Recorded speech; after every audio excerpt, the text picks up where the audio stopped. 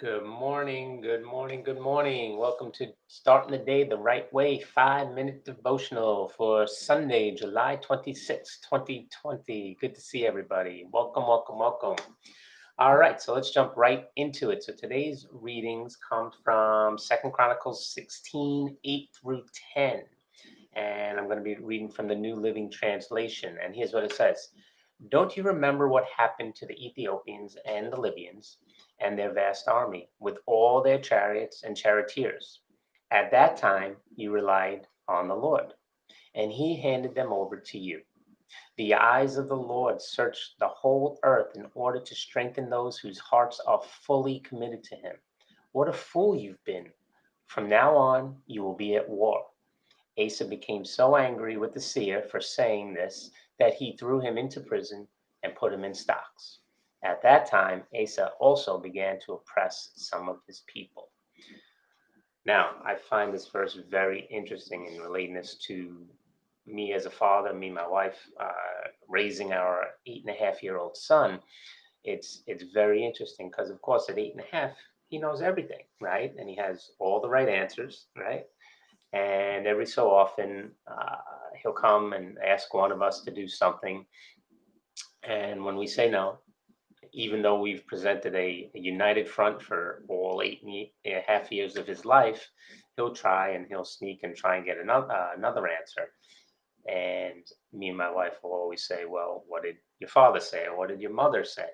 And we just find it interesting. And unfortunately for him, he's the only child, so blame does not have far to go in the house, right? So I find this very interesting, okay, because he is going from person to person. He's going from mom to dad to find out who is has the better answer, right?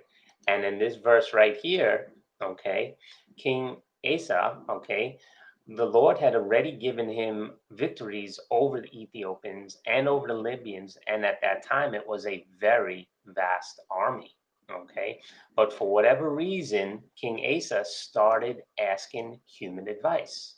Okay, so there's two things that I get out of these scriptures here.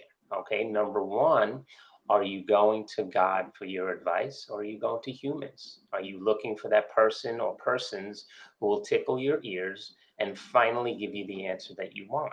Or are you going to God to find out what he wants? And are you truly pressing in? Are you going to God when you're praying? Are you going with the answer that you want and you're not going to leave until you get that answer?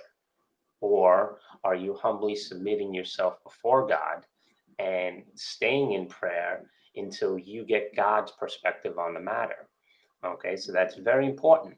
And again, as our son is growing up, we're trying to teach him that me and mommy have a united front, and we really get out front from God. And are we gonna mess up at times? Yeah, we're gonna mess up at times. Okay, but that's number one. Now, number two, verse 9 has always been a favorite verse of mine. It says that the eyes of the Lord search the whole earth in order to strengthen those whose hearts are fully committed to him. So, what's going on? God is searching the entire world. At this time, we got 7+ billion, 8+ billion people in the world. God is looking through the whole entire world, looking that who he can work his blessings through. We are the hands and feet of God. God's looking for the one whose heart is perfectly directed towards him. Does that mean we're perfect? Not at all. Okay. But how is our heart posture? Is it humble? Is it willing to take correction? Is it willing to serve? Or are we out after our own personal things? Okay. So this is very interesting in this verse that God is just looking through the whole. I mean, can you imagine that? Going back to the garden where God was just walking through the garden and enjoying his creation, and he was calling out to Adam. Now, of course, God knows everything, but he was calling out to Adam, where are you? Where are you? Right? Now imagine that God is walking through your town today, this morning, right now, at this moment, and looking to see whose heart is fully bent towards him. Those are the hearts that God's going to work through. Okay. So I hope this was a blessing to you today. Have an awesome day, and we'll be back with you tomorrow. Take care. Bye bye.